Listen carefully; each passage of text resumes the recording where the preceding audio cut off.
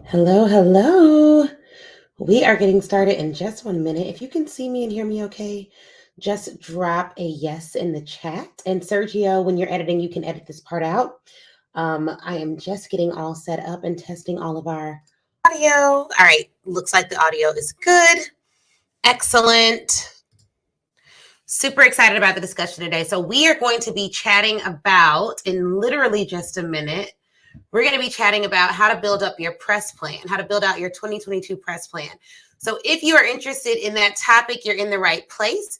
Just drop a press in the chat if you happen to be joining me live. And then we are going to be recording in just 1 minute. I'm going to give you guys a chance to get on here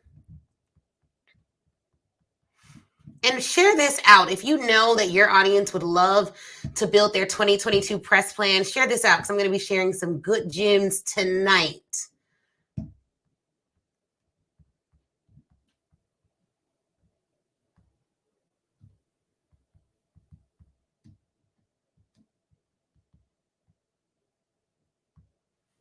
All right. Awesome. All right, Sergio, now we can start editing this out because we are on and popping.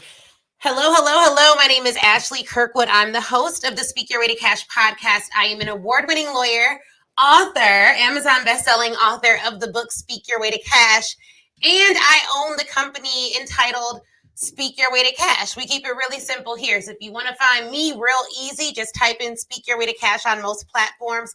And that is where, hello, that is where I will be talking about how to grow your brand as a speaker and how to build your business on the backs of large corporate clients that you are overselling and over delivering to, as well as collegiate clients as well. Now, one of the questions that I get a lot is, hey, what does it look like to build a brand as a speaker? How will my clients know that I am who I say I am? How will they know that I'm as great as I say I am, right? How will they know? Especially larger organizations. Well, likely they're going to Google you. All right, they're going to put you in Google and they're going to want to see what comes up. And I recommend that all of my clients, and this is something that I talk about in the Speak Your Way to Cash book, we literally have a whole section in the book on this topic of press. First, let me be really clear about what we're going to cover in this episode. So if you're watching, get your pens and papers out. If you got your notes ready, just drop notes in the chat. Let me know that you have your notes ready. And if you're listening to this on the podcast, here's what I'll say to my podcast fam. Make sure if you're driving and listening to this, you go back and listen to it at a time where you can take some notes. So first and foremost, why press matters. Press is something that helps you to solidify your name in the marketplace. It helps you to have some foundation for the claims that you make on your website, and it bolsters what your clients say about you in testimonials. It shows that you've gone the extra mile and gotten some external recognition, hopefully by a big platform. And the reason why people really take that to heart is because of something called journalistic integrity. So what people hope and what you want to happen is that you're in a publication where the journalists do some digging and fact check and verify where you're at. Now, we all know, because we in 2022, y'all, so we done been through the press roller coaster. We know that doesn't always happen, but the perception is still there that there is high journalistic integrity. And the more solidified the platform is that you get your business in, that you are featured in, the more teeth the press will hold, right? So tonight, we're going to talk about what I'm doing and what you can do to build your 2022 press plan. And I was thinking about it. I was like, man, I have to talk to my people. I got to talk to the Speak Your Way to Cash fam. If there are any Speak Your Way to Cash fam members in the building, let me know. Those of you who are listening on the podcast, y'all are in the Speak Your Way to Cash family, all right? So if you're in the Speak Your Way to Cash Facebook group, you're in the podcast, you bought the book, you listen to me on any platform, I consider y'all Speak Your Way to Cash family members, all right? So I wanted to talk to you all this evening, and I'm like, okay, well, what can I talk to the Speak Your Way to Cash family about? And I made a commitment this year to take y'all behind the scenes, to rip off the curtain a little bit more and show you guys some things that we're doing in our business that you can do in your business to bolster your credibility and influence. So this week, we did a couple of different things.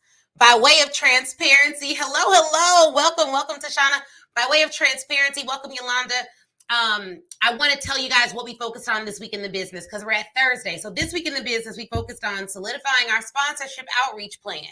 We are reaching out to companies who we think will be perfect fits to sponsor Speak Your Way to Cash Live. So we did that, right? We also went to look at venues for Speak Your Way to Cash Live. For any of you all who do events, look, doing events in the pandemic is a whole different ballgame, okay? So I have been going and talking to venues, looking at venues, making sure that I can find a venue that works for the event this month, even though the event's in November. You got to get your venues early. So word to the wise, if you're doing an event in 2022, get your venue wise. So we've been doing that. But the other thing we've been doing, and this is what brings me to what we're going to talk about tonight, is we've been solidifying our press plan. We have been figuring out first, these are the elements of the plan. First, of all the clients that we serve, who do we want to get in front of more this year? And where are they already assembling so that we can get in front of them more? So that's what we've been thinking about. And we think about it in a couple of different ways. One, what do our clients, and if you're taking notes, this is when you get your, I'm going to give you a warning. If you're taking notes, this is when you get your notes ready. One, what do our clients listen to? What radio stations are they listening to? What podcasts are they listening to? Two, what are they reading? What online websites, like I write for entrepreneur.com, are they reading entrepreneur.com? Are they reading Business Insider? Are they reading Forbes? How are we going to get featured on platforms that our clients are already reading? And then the third is, who are they listening to? Who has influence over them? Who has influence over them in terms of like thought leaders or experts that they're following? And then we've also been considering heavily this year, what are they scrolling past? Now, I haven't talked about this one a lot, so y'all are getting some good gems on the Speak Your Way to Cash podcast. So I want you to share this out. Share it out to show me you care. If I see you sharing it, that means you like the content. That means you're going to get more of it, all right? So for what are they scrolling past? What are the pages or the people on Instagram or on Facebook that they're constantly scrolling past that are speaking into their lives on a daily basis? And the reason we want to first do that research is so that then we can develop a press plan that gets us in our client's eyesight, in their ear gate, and we're where they're scrolling past. So of course I want my clients to follow me, but I know that I ain't the only person y'all follow. Come on now. So I want to know who else you guys are following so that I can get in front of those individuals. And for your client base, if you're a speaker, if you are a coach, if you are a consultant, if you are an expert, you want to analyze those things for your client base so that when you're developing your press plan, it's not just, oh, I want to be on Forbes because that'll be like Insta worthy, but it's like, no, my clients are reading this. And here's some things. So after we analyze all of that, after you analyze all of that, because this is what y'all are going to do, and y'all are going to tell me you did it. Actually, I just did what you told me to do. It's crazy. I got on a podcast. After you analyze all of that, because we've done this, then you start to assemble your list. So the first part of it, if I had to sum all that stuff up I just said, is research. People don't like that, but it's research. That's the first part. It's doing the nitty-gritty research. The second part is assembling your attack list. Now, I'm real extroverted and type A+, so I consider it an attack list. Everything I do in my business, like, we got to attack it.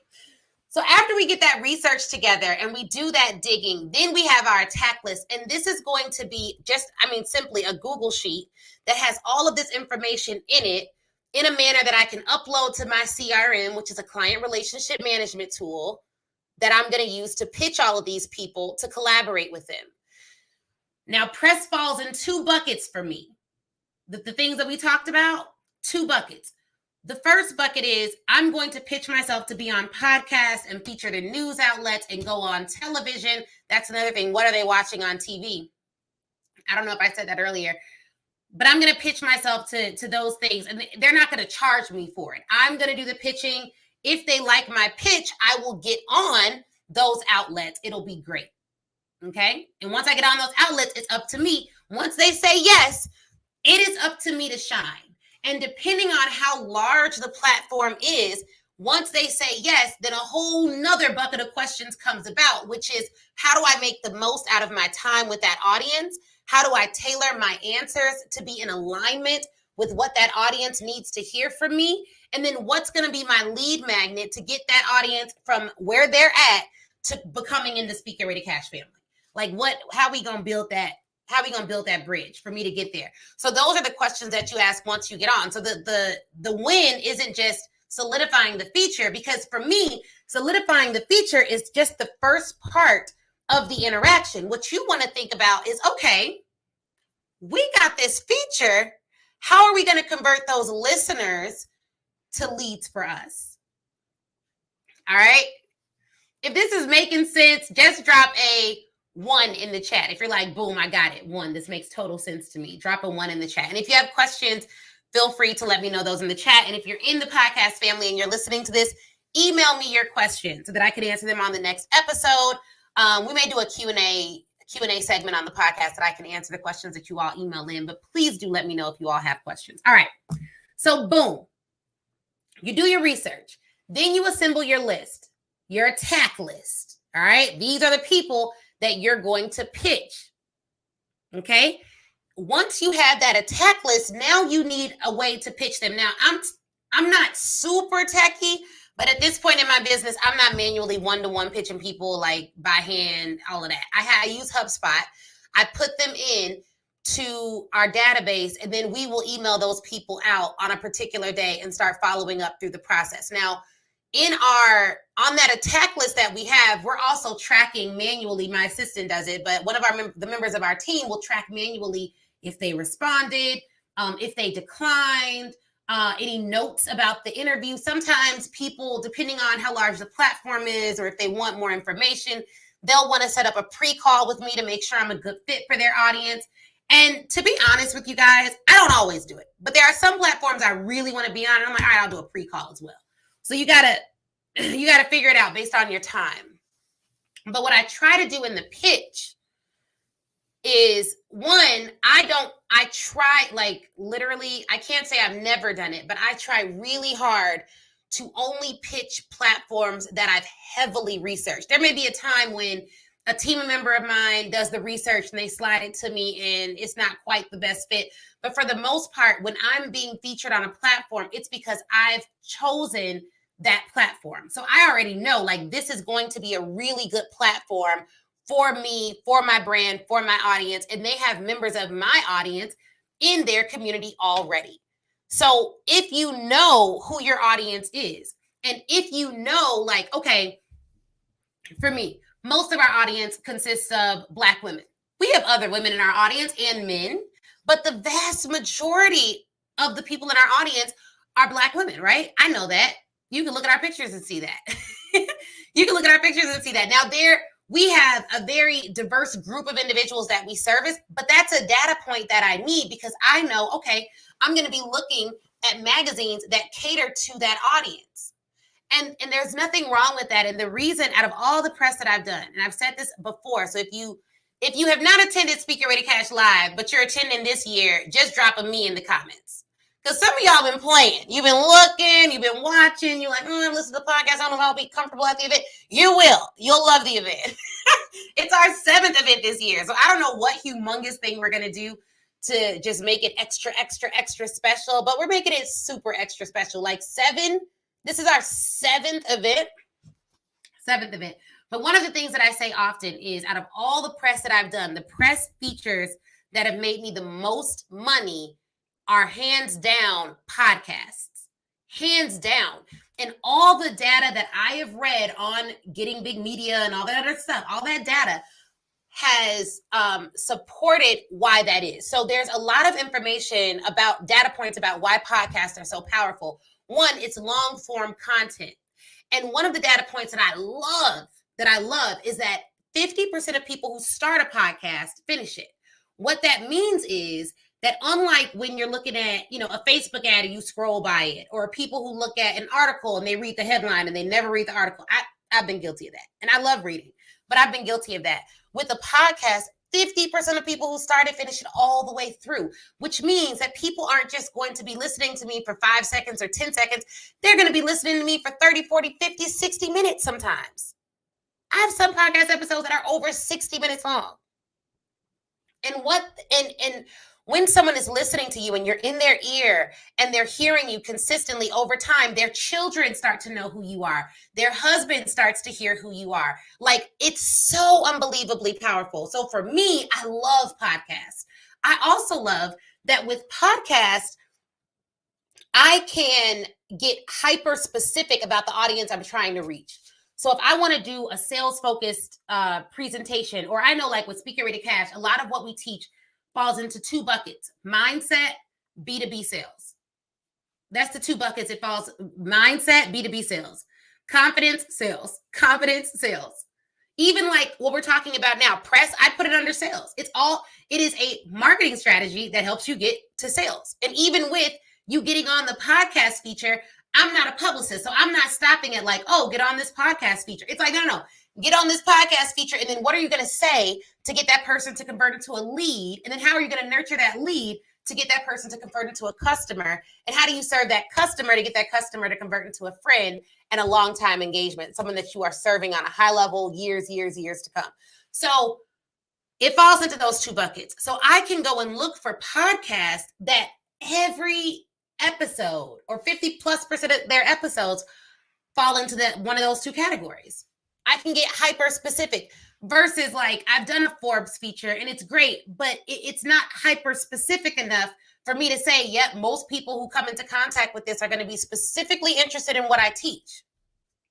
So I love podcasts. Hello. I love podcasts for that. Okay. So number one, do your research.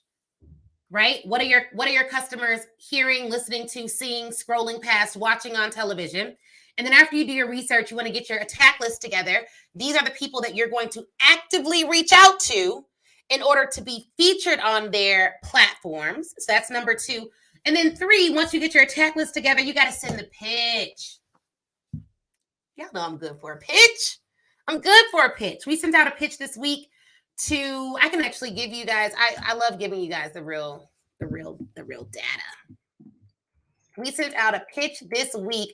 I don't think it was many, and we have not totally finished our sequence with these folks. So we sent out individual pitches to some podcasts I really want to be on. We've had 3 that have soft confirmed, meaning they've said yes, we're just scheduling the dates. And then we're still waiting to hear back from the others. We only had 1 that declined. And so when I send out a pitch campaign, so I'm pitching these podcasts, they're going to get an initial pitch from me. I write it, and I am sure to put something in that pitch so they know that it's actually me sending out the pitch. You know what I mean? It's not like, hello, I am a robot. I want to be on your podcast. Here's all this irrelevant stuff that has nothing to do with your podcast. Typically, I'm starting off early with a compliment. Hey, love your show. The episode where you talked about A, B, and C really was life-changing. Absolutely love the guests that you feature. Something so they know that I'm listening to their podcast episodes. And I have a podcast. This, obviously, you all are listening to it. The Speaker Ready Cash podcast. We have over 140 episodes. If you only listen to the last 20 or so episodes, they've been solo episodes, but it's not a solo podcast. We do interview guests, and we're in the process now. We have one of those shows where we don't really take inbound solicitations. Typically, I'm choosing the guests that are on my podcast, but we're in the process now of confirming who we're going to be interviewing over the next 6 months. I say that to say a lot of the shows that I've pitched, they're larger shows, because when I first started my business, you guys, I would be, if anyone had a podcast, I'm like, hey, I'll be on your podcast. I'd love to be on your podcast. Because my time is more limited, I'm very deliberate about where I show up, because time is real sensitive around here. So at this point, I want to see that they have at least 100 episodes, that they have at least 25 to 35, love 40 5-star reviews. And then I want to listen to enough of the episodes to see whether I could add value. I want to see who the other guests are on the show. So to flip it, I have a podcast. When I'm pitching guests to be on my podcast, which is how we get the guests that we get on our podcast, I pitch them. Typically, they're not pitching me. We're emailing them out and saying, hey, I'd love to have you on the podcast. We've interviewed New York Times bestseller, Michael Port. We've interviewed NSA past president Jim Cathcart. We've interviewed Grant Baldwin, who's done over 2,000 paid professional speeches. We literally tell them the credentials of the people that we've interviewed. Then we say we have over 45 5-star reviews and over 140 active episodes. and a raging community of thousands of people that love the Speak Your Way to Cash brand. So we're selling them on what we have to offer. So when I'm looking for shows to be on, and this is what you should do too, what's your criteria for the show? Obviously, you want it to have your audience within it, but what's your criteria? What are you looking at? How many 5-star reviews do you want them to have first? What do you want their social media accounts to look like? Is it okay if it's a brand new podcast or not? I don't want to be like, unless I know you and you're a client, I'm typically not your first episode. So, like figure out what your criteria is so that you can evaluate what you can get out of it. Because I can tell you, I have been on big podcasts with millions and millions of followers. But the podcast, let me look up the podcast I was on. I'm going to tell you why exactly. I can trace over $10,000 of revenue from one podcast that I was on. And it's not necessarily the podcast that had the most followers, but it was the podcast where the host had the most influence over her audience. So you want to be careful not to only judge the podcast that you want to be on by the number of followers they have, but rather the quality of the community or the close-knitness of the community to the host, the endearment that the community has to the host. So like for me, we had some people who sponsored Speak Your Way to Cash Live. One of our sponsors was able to make their money back 3 times over because our community, we just got to, y'all know who you are. Y'all know y'all dope. Y'all know y'all are amazing. And if we present a really good opportunity to our community buys.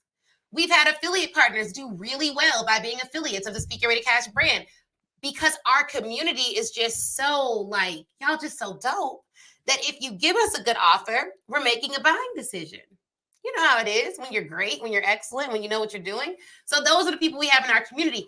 So it's not just about, I say that to say, it's not just about, does the podcast have 1 million followers on Instagram? Because I've been on a podcast with 1.2 million followers on Instagram. And it was great. It was cool. But the podcast where I got the most like direct revenue from almost 30 days within being on the show was the podcast where the host had the most influence over their audience. So keep that in mind. But I do recommend you have criteria. Don't just go on any and everyone's show because you still have your brand to consider and to think about. So there should be some criteria for it. And you do want to make sure there's some alignment. So hopefully that's helpful. So then you got to send your pitch. In your pitch, make sure it's personalized to some degree. You want to make sure that it has some personalization to it. And you want to make sure that it gives them a clear way to say yes to you. Can I come on the show within the next 3 months? Do you think this will be a good fit for your audience? Do you have a scheduling link or some other process for me to follow to get onto your show? Give them a question that they can answer and give them that question right away. So that's the pitch thing. And if you're interested, if you're like, okay, well, I need more on the pitch, I believe we still have in my shop the Pitch Your Way to Press ebook. I wrote this so long ago, but it's still really, really good. Okay. So the Pitch Your Way to Press ebook is in my shop. So you can get that. If you go to the shop, I believe it's under, it may be under books. Yeah, it's like $39, $39.99. I shouldn't say the price because who knows what the price will be. But that's what the price is now as of today's date. So go and grab that if you want more stuff on that. But you got to send your pitch. And then this is important. The pitch is not the end point. You have to follow up. You have to follow up. Most of the press features I've received have come from the follow-up. One of the people that we reached out to, we sent 3 emails spaced a couple days apart. They finally responded and were like, hey, would absolutely love to have you on. It's just been so crazy around here. It's so busy. Emails are getting lost. Let's set up a date. So you do want to have a follow-up system. This is why I like having a CRM that helps me to follow up. That's a great question, Yolanda. How does a speaker become a guest on your podcast if they are a new speaker? Great question. So I'll be honest with you guys. We don't really accept pitches. We choose who's on our podcast. And then sometimes if they're a new speaker, we'll do coaching episodes. And those episodes are typically reserved for people in our community. So if you're in the Speak Your Way to Cash Facebook group, sometimes we'll come in and do we'll say, hey, we have 5 coaching spots available during the pandemic when things first hit, because a VIP day with me is a higher level investment, we were allowing people to do like a coaching episode on the podcast for a nominal fee to make sure they showed up. It was under $100. I don't know if I'll bring that back. If you're interested in that, just drop yes in the chat and I'll let you know if I bring it back, and we'll let you know how to get on there. But for the most part, we try to feature multi 6 and 7 figure speakers, people who've made a significant amount of money from speaking, and they share their experience. A lot of the people we've interviewed have been in the game like 20 years. Jim Cathcart has been in the game, I think, 35 plus years. He was a former president of the National Speakers Association. So our guests are, when we have guests on, they're pretty well established. And I do that purposefully because these are people who can offer wisdom and insight over and above what I've even seen in my career. And those are the folks that I love to feature. So just tidbit on who we love to bring to y'all. But sometimes we do coaching episodes, and those are perfect for new speakers. So that's how that may be a way in for you. So let me know about that. Let me know if you're interested in that. So you got to follow up. You have to follow up. You have to follow up if you want to develop your press plan in 2022. The follow-up is going to be critical. And then be prepared for them to ask you. They're going to ask for your short bio. They're going to ask for your picture. They're going to ask for talking points. They're going to ask for affiliate links. They're going to ask for bullet points of what you plan to talk about. All the shows I've been on have some form that they're going to need you to fill out. What I did, I made an SOP. I put all this information in an SOP. My admin fills out the forms that people need filled out.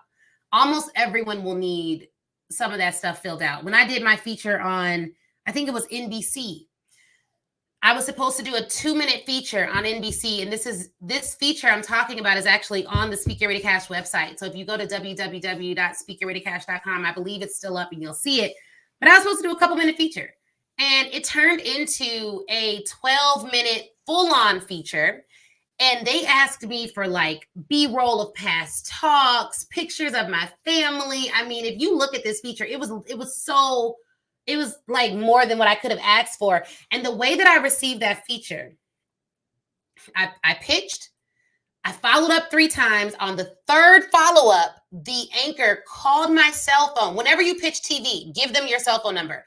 They need to get in touch with you right away because typically they don't give you a whole lot of lead time. Like I could get a call tonight. They want me on air tomorrow. And when I was heavily doing TV, like as a legal correspondent for a network in Chicago, I would get calls like 10 p.m. like, hey, Ashley, can you be at the station 4 a.m. and had to come looking like a movie star 4 a.m. in the studio doing makeup, ready to go. And I did my own makeup, my own hair. It was wild. Like at one point, I resigned from this free position. I wasn't even getting paid to be a legal correspondent. I was on there so much, I formally had to resign. I was like, hey, I'm not going to do this anymore. Here's who I recommend you reach out to. I need my sleep.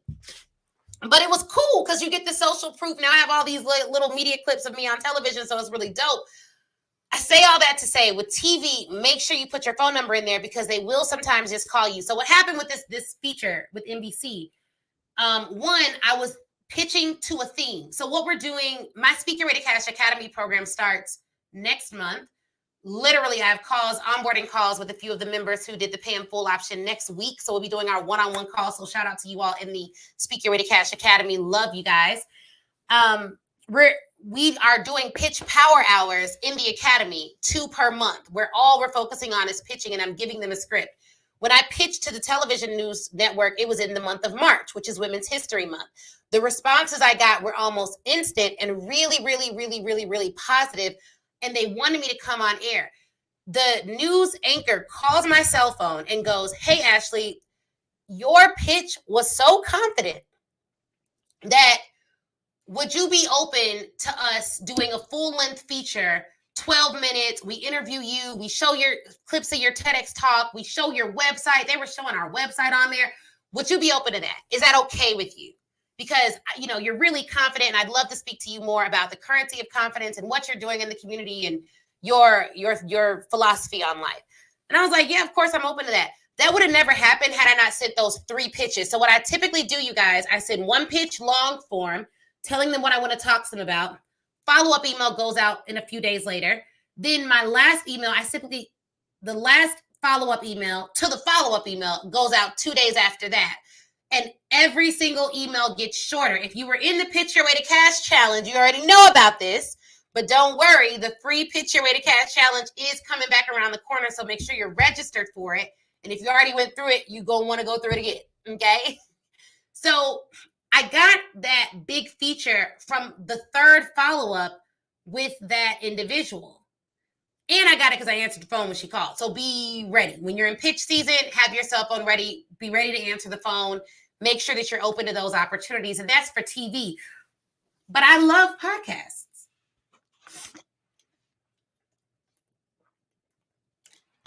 I love podcasts. Podcasts, they tell you in advance. They tell you in advance, and you kind of know what you have, what you're up against. With TV, they do not tell you in advance, but it from a branding perspective, from your followers getting really excited to support you and watch you on TV, from you just positioning yourself as a more established expert, TV is really good as well. 2 big months are coming up, February and March. For a lot of you, February is Heart Month and Black History Month. If you have a business, if you are a Black-owned business, if you are a health or wellness professional or coach, Black History Month or Health Month, they're Heart Month. There are ways for you to pitch around those themes and get on television. Podcast content is typically evergreen, such that you don't even need, it doesn't need to be a thematic month for you to be on a podcast. You just need to make sure your topic is in alignment with the topic of the show. Okay? All right. So those are some tips on pitching. That follow-up piece, though, is critical. So number 1, you want to research. Number 2, you want to build your hit list. Number 3, you want to pitch. Number 4, you got to follow up. You have to follow up. Those elements are critical. We talk about these principles in the Speak Your Way to Cash book even further. And I have other resources on this topic. But please, you guys, what your growth plan has to be in effect. My word for this year was expansion. So this year, you are going to see me on TV. You are going to see me on podcasts. You are going to see me featured on some of your favorite pages that you like to scroll through. You're going to see some high-level collaborations with some influencers that you really respect. So that's what we're doing. And we're developing the places where I'm going to show up, the places where I'm going to, the places I'm going to use to expand my brand and expand the reach of what we're doing and get our message out. We are developing those lists from the people we've already served. So I got one more good tip for you guys before we head on out for the night. Okay, here it is. How many of you, let me ask you a question. Ponder this, podcast fan, ponder this. How many of you have already sold at least 5 things to your audience? Like you've made at least 5 sales in your business. If you've made at least 5 sales in your business, think yes or drop yes in the comments. Either one. Now, many of you have sold more than 5. You have more than 5 sales. You have more than 5 sales over all the years of your business. You have more than 5 sales over all the years of your business. Okay, great. You want to go really, really, really deep into the data of who your audience actually is, who is actually giving you money, who is actually saying yes to buying from you. That's your audience. A lot of people get caught up in this avatar, and it's like this fictitious person that's never bought anything from them. It's like, oh, her name is Sarah, and she shop at Nordstrom, and she drive a little, what she drive? What's Sarah drive? Sarah drive a little, I don't know. I can't even think of it, a minivan. She got 2 kids that play soccer, whatever it is. Sarah's cool. But what about Samantha that's made 10 purchases from you over the last 2 years? What's her makeup? So one thing that we do, and I'm cool with you knowing who your avatar is, but it needs to be based, if you already have sales, it needs to be based on the people you've already served. And of the people you've already served, the people you've enjoyed serving most. I know that almost everyone in our audience has a bachelor's degree. Almost everyone. And then over 75% of people who come to my events have a master's degree or higher, over 75%. Over 50% of them made 6 figures in their corporate job or very close to it. And most of them are investors. I'm typically not their first investment. They have an investor's mindset. They know that in order to get to the next level, it's going to take a transaction of some sort. They're investing in people working in their business. They're investing in people helping them at home. They're investing in coaches and mentors. Many of them have multiple coaches and mentors. The most important thing for me to do with the people in my audience is get them from just investing to doing and implementing. And the doing and implementing typically happens not because it happens from a mindset shift about who they actually are. So I know that the people I work with are already great, already excellent, already smart. They may need help repositioning that excellence, repackaging that excellence, recommunicating that excellence, but you're already excellent. You're already excellent. And so create your avatar, but do it based on the data of the sales that you've already made. Then you can answer all these other questions. So if you look at all the people that have done business with you, what's their makeup? Who are they? More men, more women? You know? And of the people that you've already done business with, who do you enjoy doing business with the most?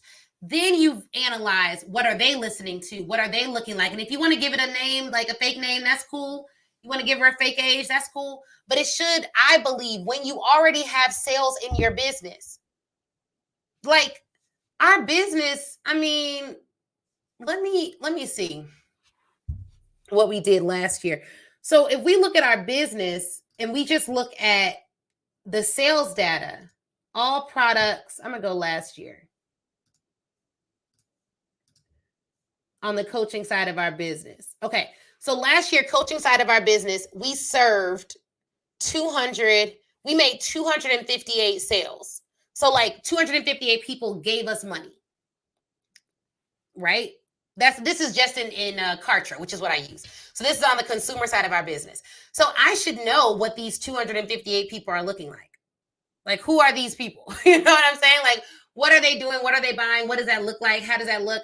And our average cart value of the person who spends money with us, there's some way above this, some way below it, is $800. So we know this stuff. So then I can start looking at who these individuals are, what it looks like. And typically, because of the way that we do our business, we collect a lot of information when they sign up. Because if you come to my event, I'm asking you everything. I want to know everything about you so that I can best serve you at the actual event experience. So some of you may need to start, when people buy from you, asking them more questions into who they are so that you can develop a press plan to get in front of more of those people. We have a niched audience. You all are speakers, experts, thought leaders. If you're not, you plan to be, you are a future speaker, expert, or thought leader. You're someone who wants to speak and you want people to listen. You want to teach people a skill set that you've mastered, whether it be a soft skill or a hard skill. So you're reading books on sales, on marketing, on entrepreneurship, on selling to corporations. You're reading the Speak Your Way to Cash book. You're listening to podcasts on getting paid to speak. Like, that's where you're at. That's what you're listening to, or you're listening to mindset stuff. I also know the vast majority of our audience, they're religious. They are people of faith. Majority Christian, but people of other faiths too. But they are people of faith, largely in part. They have a belief system, something that grounds them. I know that about my people. And so you want to know that about yours, because maybe you're going on podcasts that combine faith and business. And you can get a really good list of those shows once you know who your people are. So after you've made some sales in your business, then you want to dig into that data and find out who these people are. And sometimes if you don't know it, you can just Google. I mean, people put everything on Facebook. You can go between their Facebook and their LinkedIn profile. You can find out they go to college, where they work, are they in corporate, what they do, what's their job titles. Like, that is really going to be where you start. So we did get a question here. Where's the best place to search for podcasts? Apple Podcasts. There are a couple of things.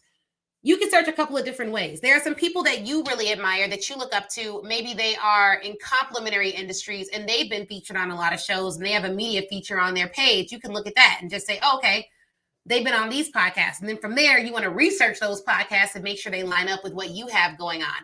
And then there's also lists. If you Google top 500 business podcasts, top 50 beauty podcasts, whatever your topic is, top 100 coaching podcasts.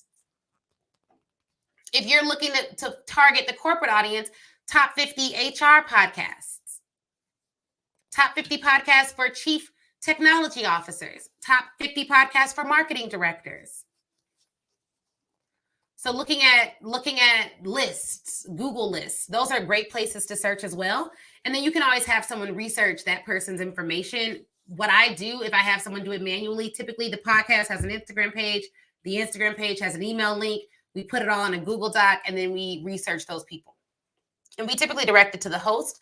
And if they have another place they'd like it to go, then we'll direct it there as well. And some people have forms they want you to fill out. Even if there's a form on a podcast to fill out, I like to also email. So do both. But definitely track it and follow up. Track it and follow up. And know that getting in the press is not an active, it's not a direct sales strategy. So it's almost like content marketing on steroids, meaning it can happen like it happened for me. You get on a podcast, you get all these new clients right away. But what's more likely is you get on a podcast, you share that podcast with your audience, people develop a deeper understanding of who you are. And if you are previewing how you can help the audience while doing the podcast interview, people will come to you organically. But like I say in the book, on sales, I don't know where that chart is, but I have a chart in this book. I don't even know if I can. Oh, I may have just found it. Oh, y'all are blessed. Y'all are blessed. Somebody out there praying.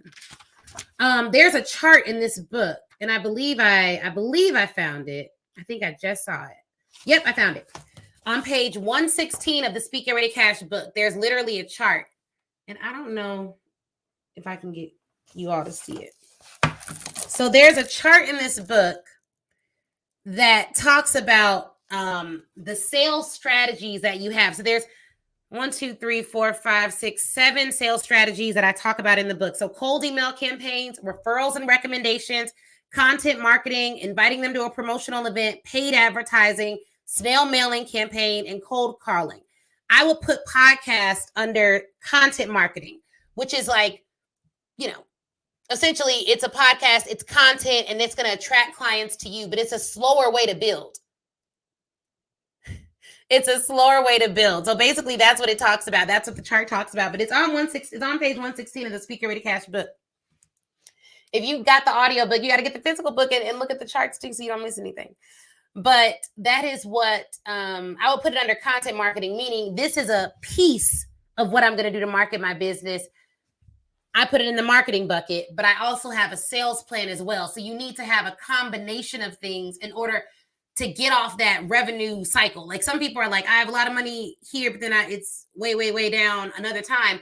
Typically that means you're doing one thing to get business, but you don't have a system to do a number of those things so that you're not on a revenue roller coaster. And then if you want to grow your revenue after you have a good system that works, you just scale your efforts in the things that are working in your business. All right. So hopefully that was helpful. That tip went a little bit longer, but we're just getting into the 2022 content for the Speak Get Ready Cash podcast. So, it's going to be what it is. If you got something out of this, then please do share this with someone that you know. Just share it with them. If you learned something from this, let me know what you learned from this podcast episode so that I can engage with you. And thank you for listening. I really appreciate it. It is my honor to be your host of the Speak Get Ready Cash podcast. And very, very, very, very, very, very, very soon, we will be launching tickets to Speak Get Ready Cash Live. And I want to see you there. I'd love to see you live and in person. We'll have all the COVID protocols. I live in Chicago, so we got all the things to keep you safe. But that'll be happening soon. So please stay tuned. I've gotten some emails from some of you about when tickets will launch. We're going to do a private launch for tickets for our customers first. We're going to do a private launch for tickets for our customers first.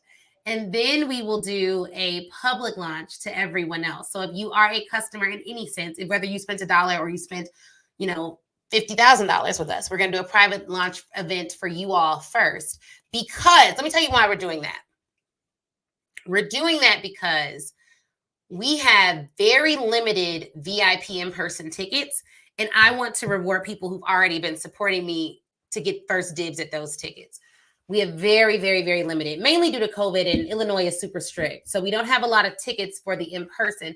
So we want to launch those privately to the people in our community, and then we'll launch them publicly to everyone else.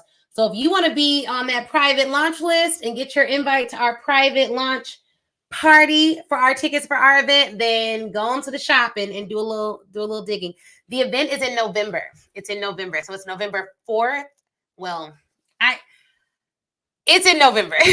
We're confirming the venue, then I can officially release the date. We're hoping it's the same weekend as last year, which will be the first weekend in November, but we will confirm the date once we have it. So we'll have the date pretty soon for you guys. I've been working hard on getting a venue that works. I'm so picky with hotels, but I'm trying to get out of my own way and just choose one at this point.